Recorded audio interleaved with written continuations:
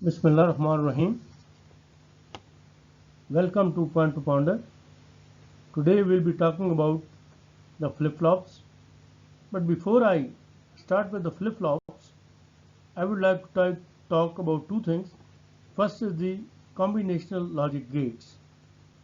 Now, as you have already seen throughout, that combinational logic gates, here the output levels at any instant, they are dependent upon level present at the input at that time.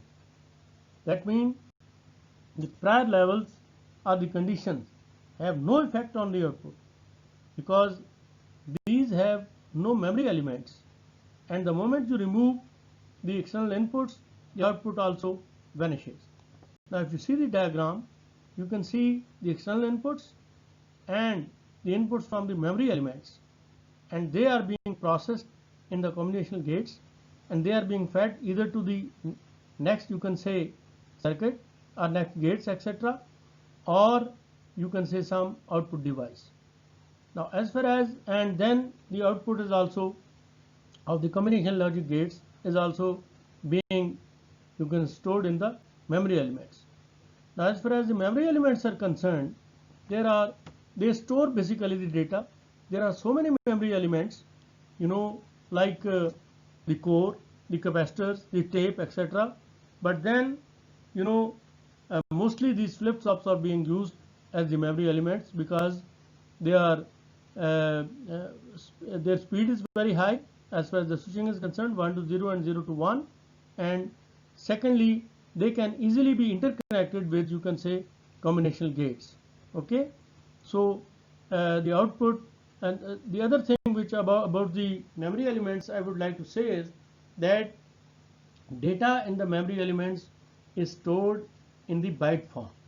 Okay, yes, there are special memories, but odd ones, they are manufactured where the word is that of 16 bits, or you can say 32 bits, but generally the memories are organized 8-bit form or the byte form, that is 16-bit word is stored in two locations and 32-bit word is stored in you can say 4 locations.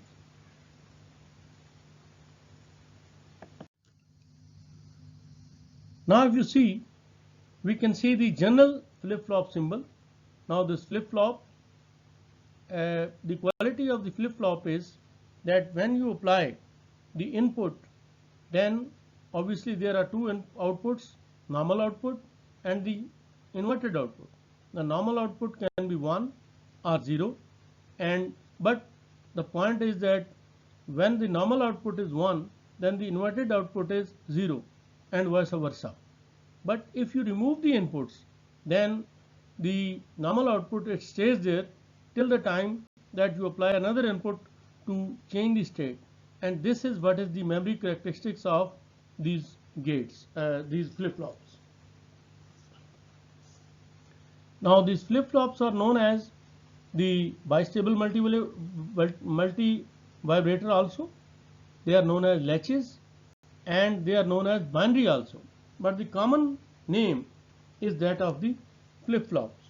Now as I was saying previously, that there are so many memory elements, that is the capacitors, the core or the tape, etc. But flip-flops are mostly used in the memory because of two reasons. Number one, because of their high switching speed, and that is going from 0 to 1 and 1 to 0, and secondly, that they can be easily interconnected with the logic gates. Okay, now we come to the flip-flop from the logic gates. Okay, now if you see on the left hand side, it is the truth table, on the right side it is the diagram. Now generally, as far as the flip-flops are concerned, we'll be seeing the symbol or the block diagram and the truth table, and we'll say whether it is set or it is reset, but then the students are curious. Therefore I will discuss two examples, that is the flip-flop made up of NOR gates and flip-flop made up of NAND gates. Okay, so that you are clear as to what is inside. So let's see that the NOR gate, which is two NOR gates are interconnected, in the form of flip-flop. So we take the first case, that is set is 0 and clear is 0, and we say that output is no change. Now let us suppose that q dash is 1 and q is 1. Okay, so set we apply 0, and q, since it is 0, so it is being applied on gate 1, therefore 0 and 0 is 0, and since it is an OR gate, so it is 1, that is q dash is 1.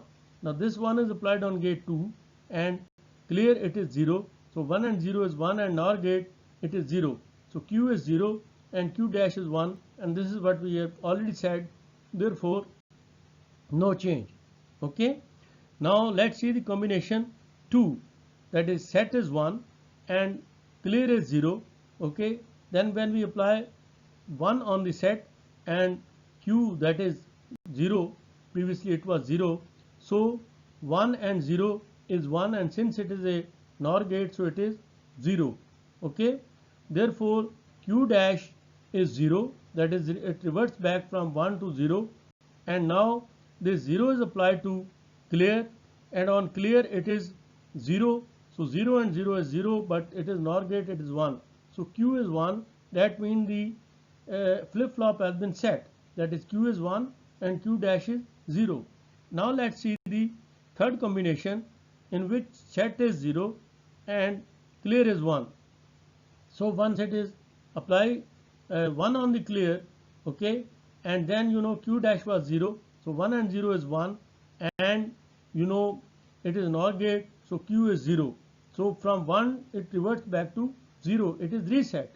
This 0 is applied on the gate 1, and on gate 1 set we have already 0, so 0 is 0 is 0, 0 or 0 is 0, but 0 or NOR it is inverted and it is 1, so q dash is 1.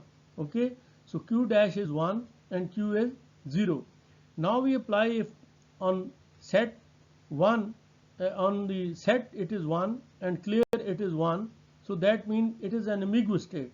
So let's see, if set is 1 and q was 0, so 1 and 1 or 0 is 1, but then it is inverted and it is 0, so that 0 q dash is 0, so the 0 is applied on 2, that is gate 2, OR gate, NOR gate, and clear it is 1, so 1 and 0 is 1, and then it is 0, so q dash is also 0 and q is also 0, so this is an ambiguous state.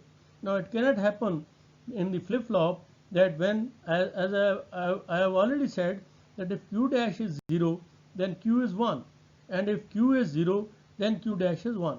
Okay, this is what you have to remember. The second case we take is that of the NAND gate, in which the two NAND gates, they are connected, you can say, in the flip-flop form. So let's see the first, that is the set is 1 and clear we apply 1, and we say that it is no change. So similarly q dash is 1, let's suppose, and q is 0 previously, therefore when we apply on set this 1 and q dash is 1, so 1 and 1 is 1, but it is an OR gate, so it is 0, so q is 0. Okay, this 0 is applied on the NAND gate, that is the lower NAND gate, and we apply 1 on the clear, so 0 and 1 is 0, and then it is NAND gate, so it is 1, so q dash is 1 and q is 0, and this is what we have said, that previous state, and there is no change. Now let's see combination 2.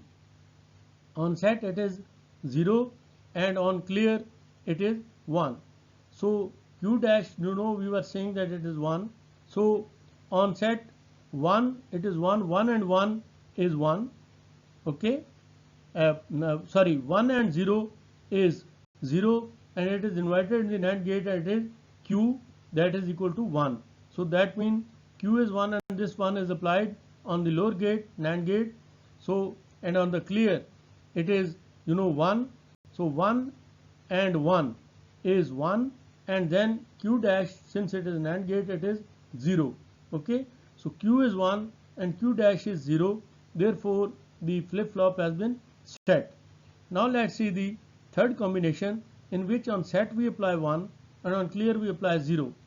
So we know that Q was 1, therefore 1 is applied here, and clear it is 0 is applied here. So 1 and 0 is 0, and then inverted, and it is Q dash, that is 1.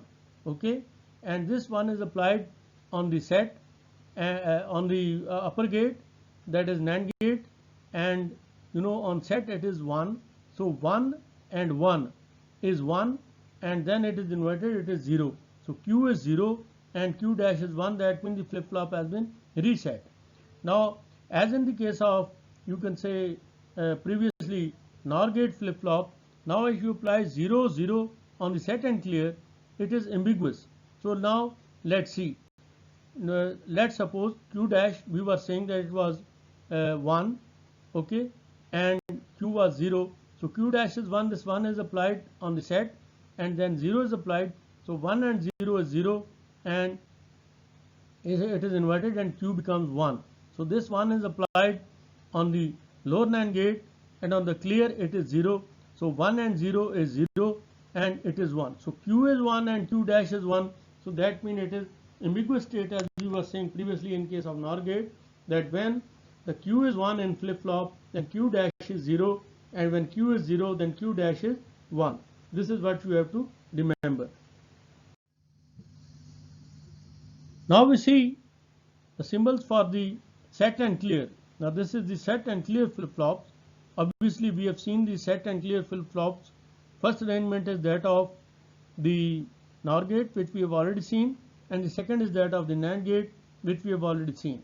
Now the question arises here as to how we know that whether we have to use the OR gate set clear flip flop, or you can say the NAND gate set and clear flip flop, NOR gate set and flip flop, or the NAND gate set and the clear flip flop. Now there are two parameters which you have to consider. First thing is the availability, that all right, whatever is available. Now if the, and second is, you can say, the time or the speed. Now if let's suppose your application is not, you can say, time critical, then of course it will be on the availability. But if it is time critical, then obviously you have to arrange a flip flop which you require as far as your timings are concerned. And if it is journal, then third thing is the cost also, that is economical, because you know that the design procedure or design, you can say, parameter is that spend less, earn more. That is, you have to keep your design as economical as it is possible. Okay, so this is what I had to say today as far as the flip flops are concerned, and we will keep studying this in future also. If you have liked my video, then please share it, and subscribe my channel and like it also, and you will get a lot more. Thank you very much.